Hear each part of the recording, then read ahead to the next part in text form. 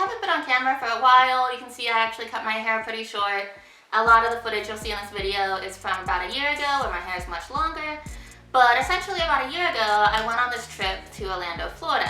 And I was a little nervous about going to Orlando because I thought it would be really expensive, really commercial. But I actually was really surprised and had a really good time and did a lot of unique things that I never would have imagined. So here are my highlights. The Orlando Ice Bar. So because I was working remotely during the day, I had to find unique things to do that were cost effective and open past 5 p.m. on weekdays. Groupon had a deal for $30, which included 2 drinks and an appetizer for the Orlando Ice Bar. So here's my take. Hey everybody, I'm at the Orlando Ice Bar in Orlando, Florida. And so it's basically the biggest permanent ice bar in the world.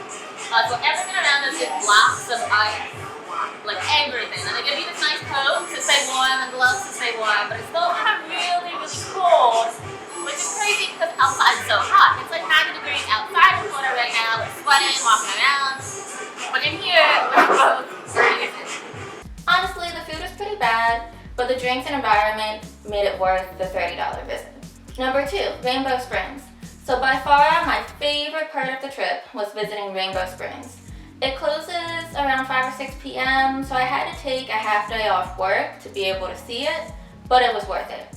It's like an hour and a half drive from downtown Orlando, but it was suggested by one of my friends who used to live in Orlando. It's only about $2 to get in and $20 to kayak. So while kayaking, you can see such pretty nature underwater, and you can even go swimming. Number 3, nightlife. So one of the things I didn't know about Orlando is that a lot of bars and clubs have free unlimited drinks for females before midnight on Thursday. So it took us a while to find a good spot, and then we had to pay for Ubers to get downtown. But once we were there, there was some pretty good nightlife and dancing. That all being said, I will admit this is during COVID time. My friend and I luckily did not get sick, but we both acknowledge that this was not a responsible thing to do during COVID. So number 4, Universal Studios. Actually, the reason my friend and I decided to go to Orlando was to go to Universal Studios on Halloween. There were 2 haunted houses, which were pretty cool. The Beetlejuice one was my favorite. I'm personally not into rides, and because of COVID, there weren't many live shows. But considering it was COVID, I felt like the park did a really good job implementing COVID restrictions.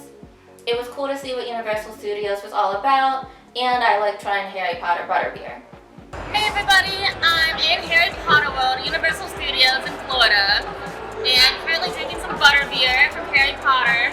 It's like super sweet, not what I expected. I expected it to be like a light beer, but the whole top is like heavy cream. But I got the frozen one, it's a little hot, and it's like a whole dessert in itself. So, because today is Halloween, it's October 31st, I'm in a costume. I'm supposed to be Lydia from Beetlejuice. A little hard to tell without my friend who is Beetlejuice. But she has the whole outfit, very nice, very nice. And at the park, a lot of people are in costumes, so it's kind of fun to look around. I thought everyone would be in costume, which definitely not everybody is, but it still adds to the atmosphere. Like I said, I don't encourage COVID travel, and actually a lot of this I really regret doing, but I'm making this video for future travelers, hopefully when COVID has subsided significantly. So number 5. We did go to Disney Springs, which is sort of a large shopping plaza. It had some nice restaurants. The stores were pretty cute, and there was live music outside. But overall, for me, I don't really like shopping, and we weren't eating out. We didn't really need to stop at Disney Springs. But if you did want to spend money, it seems like a nice atmosphere. And that all being said, talking about money, if you're wondering how much this week-long Orlando trip cost, here's the breakdown. We stayed at a hotel for the first few days, so that was about $86 a person. Keep in mind, this is my friend and I. The Airbnb we got actually had 3 places to sleep, but for 2 people, it was $99 a person for our stay. Gas for us was only $10 a person. I spent about $40 on food, probably for the week, just eating, quick, cheap food at home.